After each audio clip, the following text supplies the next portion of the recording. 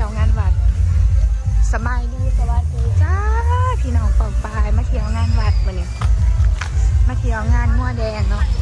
บ้านงัวแดงเมืองสนาสมบูรณ์แขวงจำปาสักเพราะว่าเมืองสนาสมบูรณ์จะเป็นเมืองที่เขาจะตัดเฮ็ดเส้นทางรถไฟเนาะประมาณเดือนหน้าประมาณปีนี้แหละ2026อุ้ยโอ้อลังการบ้านเขาคือมาเฮ็ดงามแท้เฮ็ดงามหลายพี่น้องเบิ่งหั่นเดี๋ยวใส่เบิ่งป้าเขาตกแต่งวัดงามมะลีอลังการงานสร้างแห้งวัดพุทธศักดิ์สิทธิ์บ้านใหญ่พัฒนางัวแดงเมืองสนาสมบูรณ์แขวงจำปาสักเนาะเขาประกาศนางงามโอ้ยเขาประกวดนางงามสัดส่วนเท่าไหร่มาผู้เดียวสามีมาผู้เดียวไพ่กับเบ้ามาผู้เดียวให้เบิ่งความงามของวัด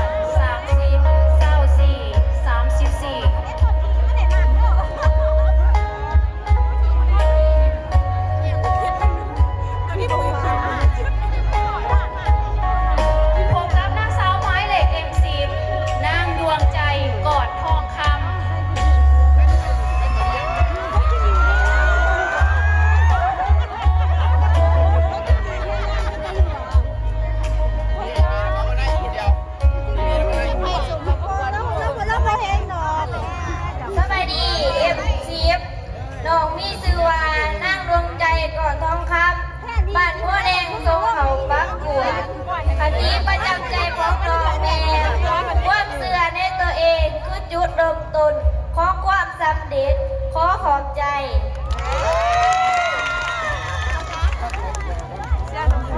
นางดวงใจก่อนทองคำอายุ15 ปีบ้านหัวแดงทรงเขาประกวดส่วนสูง160 เซนติเมตรสัดส่วน30 24 35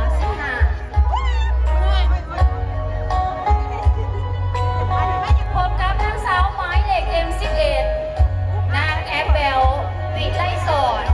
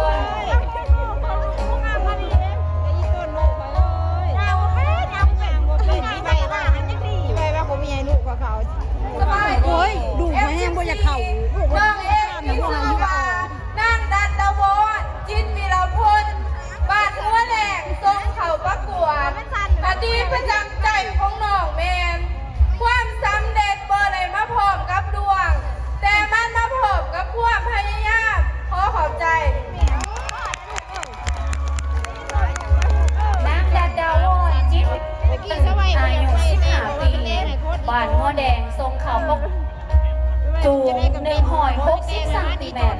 สัดส่วน31 24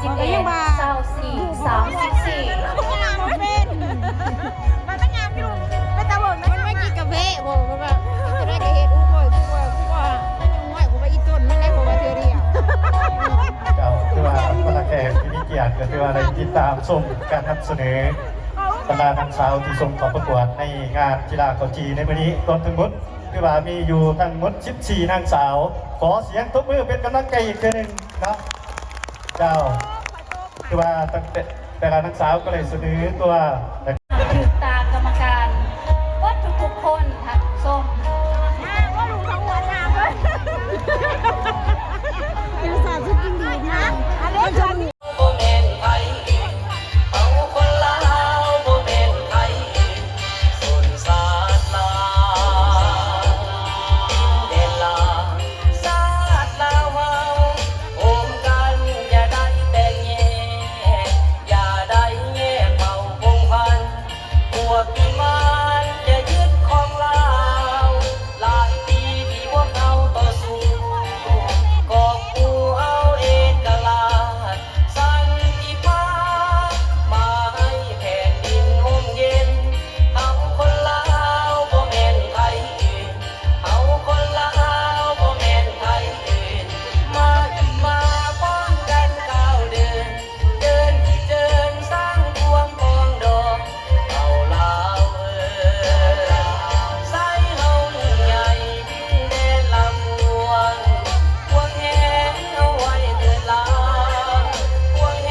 งเอาไว้เดือดร้อนมาโฮมกันเท่าทุกเท่าลาวเลยเอาคนลาวบ่แม่นไผอื่นเอาคนลาวบ่แม่นไผอื่น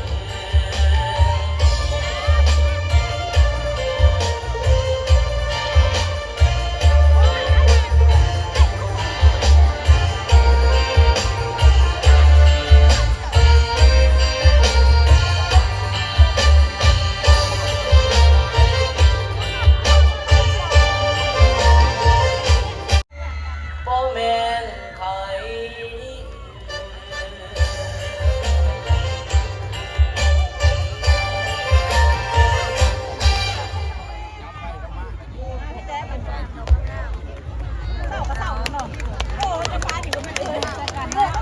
เจ้าที่ว่าจบลงไปเนาะขอเสียงตบมือดังๆอีกครั้งหนึ่งให้แก่14น้องนางสาวเอาที่ว่าทั้ง14น้องนางสาวอยู่ก่อนเนาะ